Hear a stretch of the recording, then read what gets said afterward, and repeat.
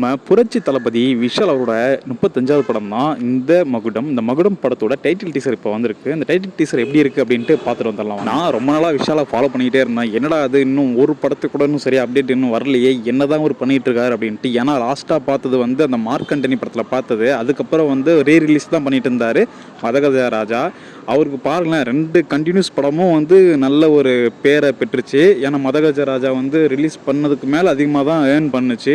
அது ஒரு black Bastar movie மாதிரி தான் போச்சு.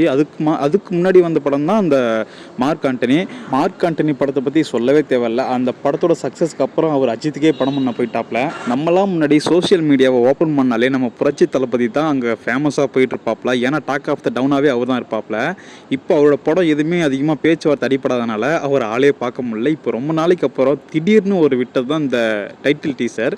டைட்டில் டீசர் உண்மையாகவே எப்படி இருந்துச்சுன்ட்டு பார்த்துடலாம். இந்த டீசரை பார்க்கும்போது உங்களுக்கு எப்படி இருந்துச்சோ இல்லையோ, நான் என்னோட கருத்தை என்னுடைய ஒப்பீனியனை தான் சொல்கிறேன். நான் இந்த டீசரை பார்க்கும்போது ஒரு கேமிங், அதாவது ஒரு கேம் கம்பெனி அவங்களுடைய கேமுக்காக ஒரு ப்ரொமோஷனுக்கு ஒரு டீசரை விடுவாங்கள்ல, அந்த மாதிரி தான் இருந்துச்சு. ஏன்னா அந்தளவுக்கு ஒரு விஎஃப்எக்ஸும் ஒரு கிராஃபிக்ஸும் கொடுத்துருந்தாங்க.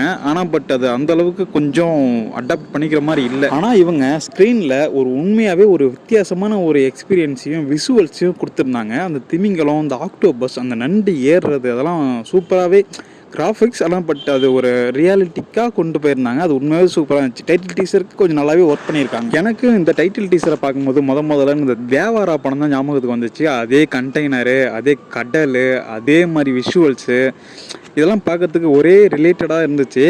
அதே மாதிரி இருக்குமான்னு தோணுச்சு. ஆனால் பட் அந்த மாதிரி படம் இல்லை. இது ஒரு கேங்ஸ்டர் படம். அப்புறம் எனக்கு இவரோட காஸ்டியூமை பேக் சைட்லேருந்து பார்க்கும்போது ஆண்டனியோட யங்கர் வெர்ஷனை தான் பார்க்குற மாதிரி இருந்துச்சு. புரட்சி தளபதி மறுபடியும் கேங்ஸ்டராக படம் பண்ணுறாரு. இந்த படம் மார்க் ஆண்டனி மாதிரி சக்ஸஸ் கொடுக்குதா இல்லை எந்த மாதிரி பெர்ஃபார்மன்ஸ் பண்ணுதுன்ட்டு வெயிட் பண்ணி தான் பார்க்கணும். இந்த படத்தை ப்ரொடியூஸ் பண்ணுறது சூப்பர் குட் ஃபிலிம்ஸ் தான். இந்த படம் இவங்களுக்கு 99வது படமாக இருக்குது. அது மட்டும் இல்லாமல் ஜிவி பிரகாஷ் தான் இந்த படத்துக்கு மியூசிக்கும் பண்ணுறாப்புல. அப்புறம் இந்த படத்தோட டேரக்டர் வந்து ரவி அரசு அப்படின்ட்டு. இவர் தான் இதுக்கு முன்னாடி வந்து ஈட்டியும் ப்ளஸ் அந்த ஐயங்கரன்ங்கிற படமும் எடுத்திருந்தாங்க. ஐயங்கரன் படம் எப்படின்னு தெரியல, பட் ஆனால் ஈட்டி படம் கொஞ்சம் நல்லாவே இருக்கும்.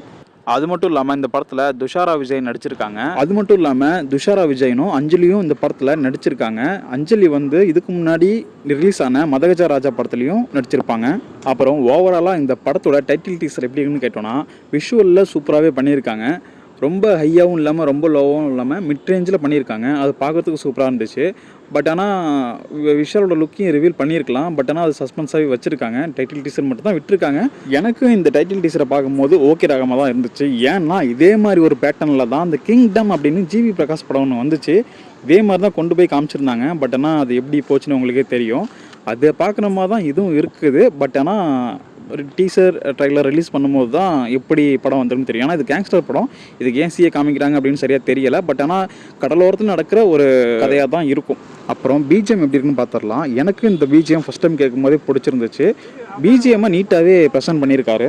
ஓகே, உங்களுக்கு இந்த டீசர் எப்படி இருந்துச்சுங்கிறத கமெண்டில் மறக்காமல் சொல்லிட்டு போங்க. இந்த மாதிரி சினிமா சம்மந்தப்பட்ட செய்திகளை தெரிஞ்சுக்கணும்னா நம்ம சேனலை சப்ஸ்கிரைப் பண்ணிக்கோங்க. பேக்ரவுண்டில் நாய்ஸ் ரொம்ப கேவலமாக இருக்கும், கொஞ்சம் அட்ஜஸ்ட் பண்ணிக்கோங்க. நெக்ஸ்ட் டைம்லேருந்து வராமல் பார்த்துக்கிறேன்.